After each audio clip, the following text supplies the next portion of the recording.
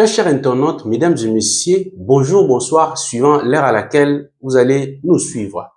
Nous voici encore par ces nouveaux numéros. Nous allons partager avec vous les actualités et puis on va se faire une idée puisqu'il y en a tellement nombreuses qu'on va essayer de les décortiquer une par une et puis comme ça pourra nous aider de pouvoir avancer et de se situer, mais aussi de voir qu'est-ce que nous pourrons apporter tous pour notre patrie et la République démocratique du Congo.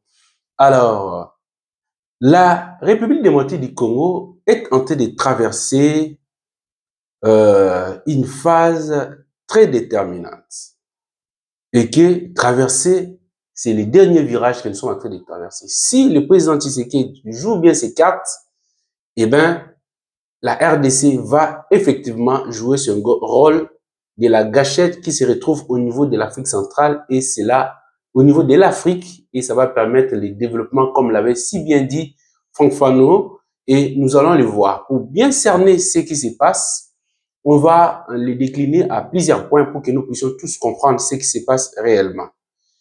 Le premier point, l'AFC M23 manipule en vain on va essayer de voir, nous avons tous suivi, il y a eu des sorties médiatiques, Bob Kabamba, les représentants des rebelles et quelques membres de l'opposition. On va les décortiquer, entre autres Martin Fayoulou. Le temps de l'ambiguïté a fini.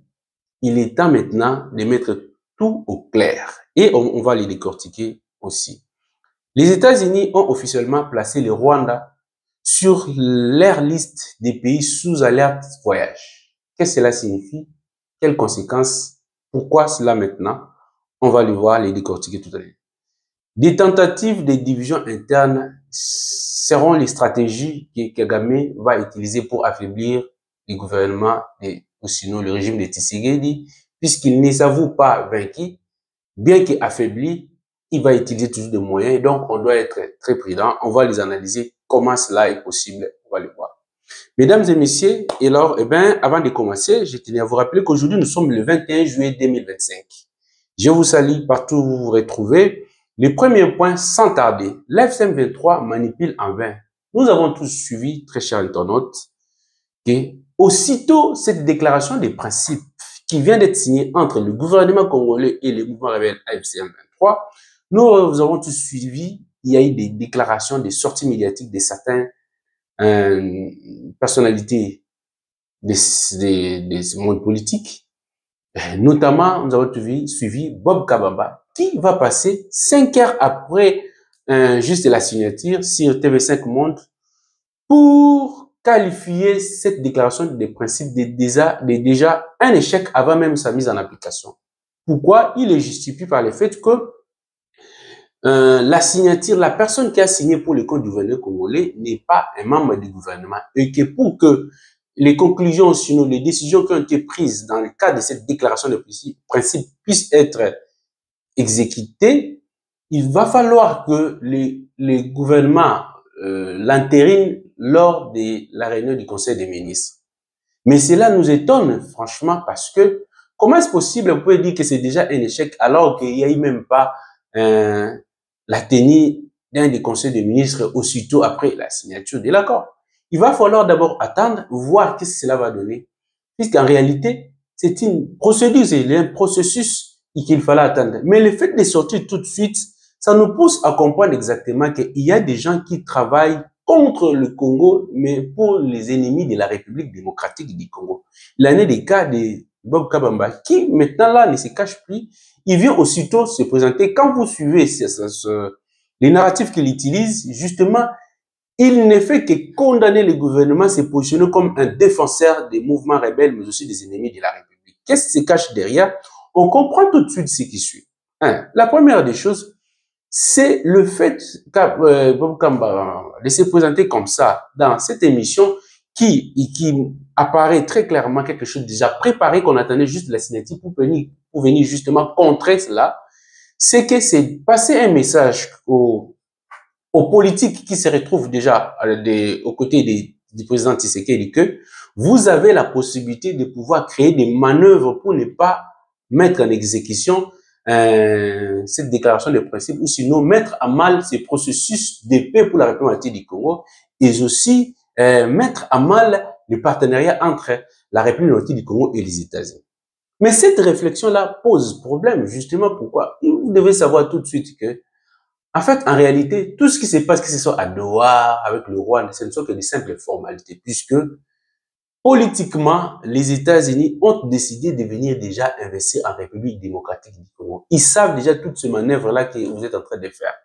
Mais tout ce que vous êtes en train de faire, ça ne va rien retarder parce que justement, les choses sont déjà mises au clair. Il va falloir maintenant pour le gouvernement de la République du Congo d'être trop prudent et regardant tous les Congolais, chacun par rapport à ce qu'il dispose comme connaissance, de barrer la route à tous ses ennemis de la République. Puisqu'il s'agit ici de la République démocratique du Congo.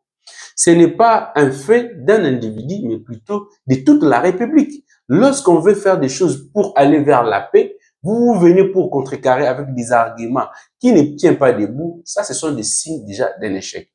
Voilà à peu près ce que nous pourrons dire par rapport aux propos de Bob Kabamba, qui viennent chercher à qualifier d'un échec quelque chose qui n'a pas encore fini sa cour normale.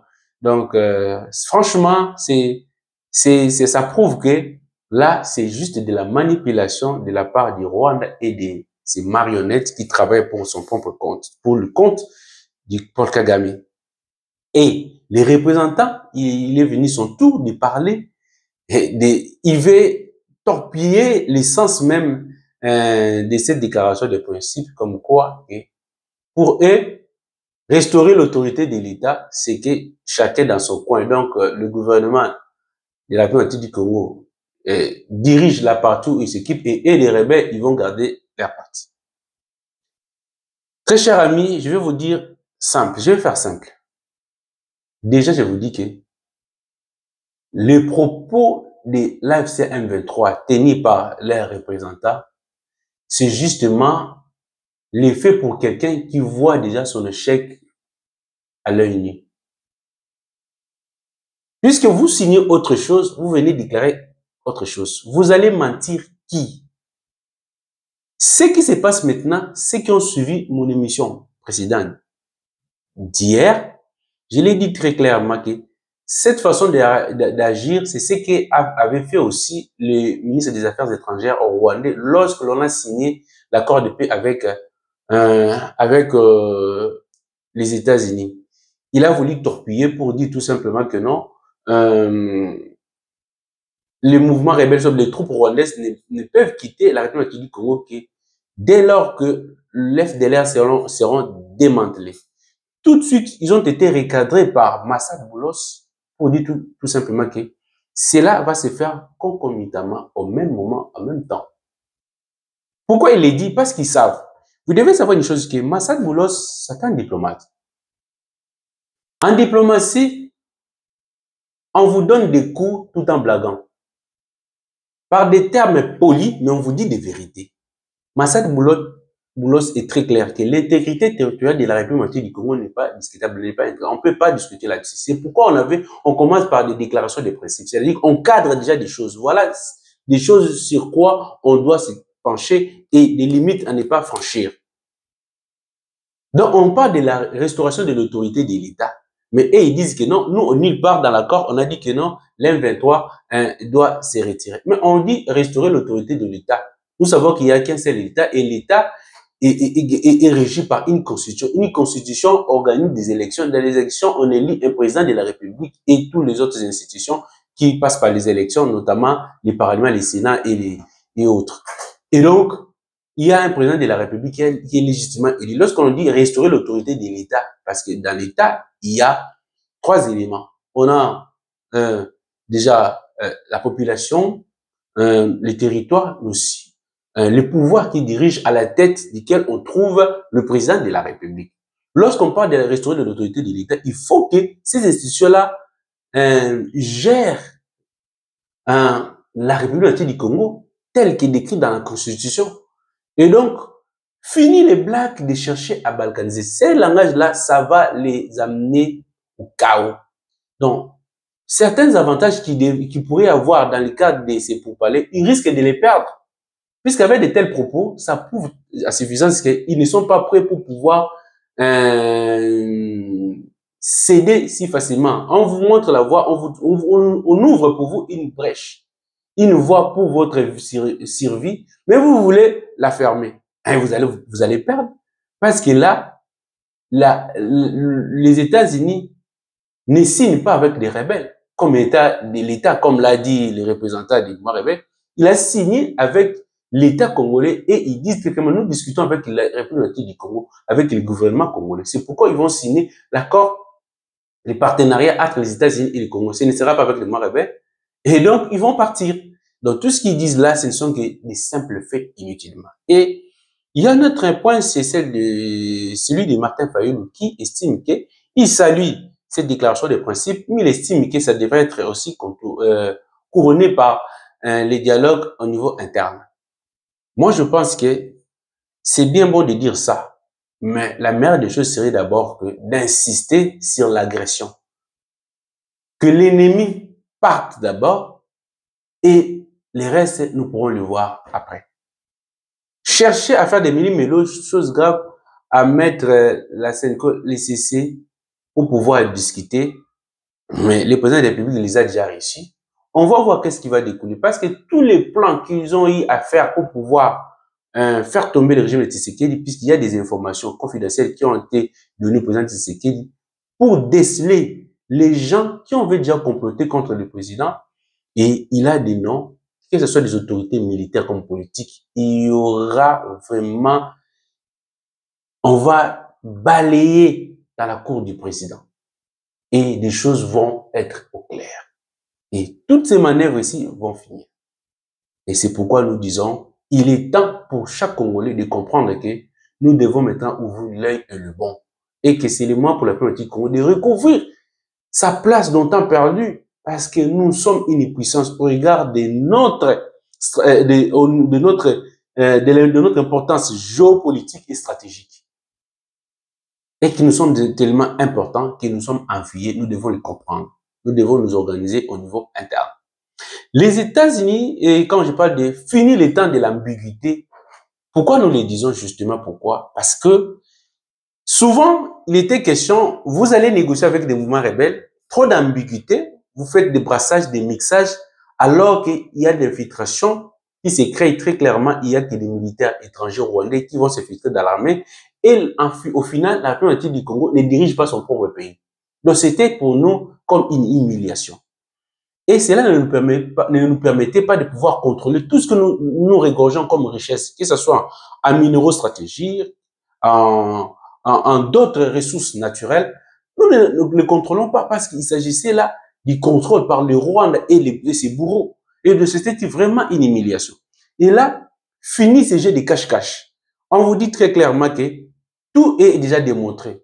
Nous avons tous vu qu'il y a une résolution du Conseil de sécurité votée à l'unanimité qui indexe très clairement le Rwanda qui est impliqué et que les mouvements rebelles ne sont plus que des simples marionnettes. En réalité, c'est le Rwanda qui domine.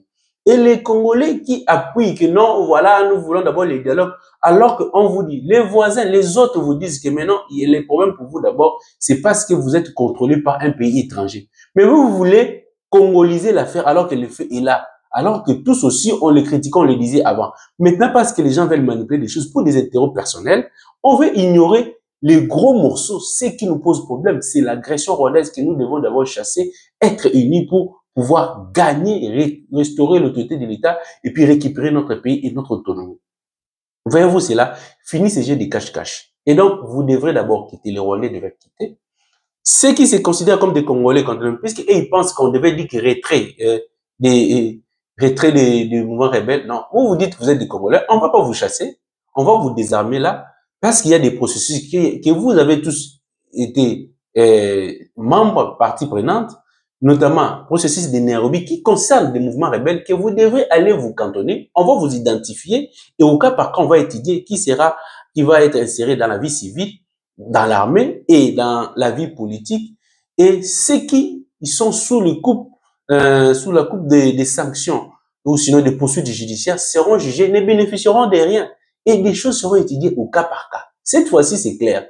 Et si Massad Boulos s'intéresse, parce que pour eux, ils veulent ils ont déjà décidé. C'est pourquoi vous avez trouvé qu'il y a déjà un accord de principe qui a été signé entre le gouvernement congolais et une entreprise américaine. Parce que l'État américain travaille pour ces entreprises privées parce qu'ils sont des capitalistes. Ce sont des initiatives privées qui vont venir s'installer en République du Congo, comme ça se fait dans leur pays, parce qu'il n'y a pas d'entreprise d'État chez eux.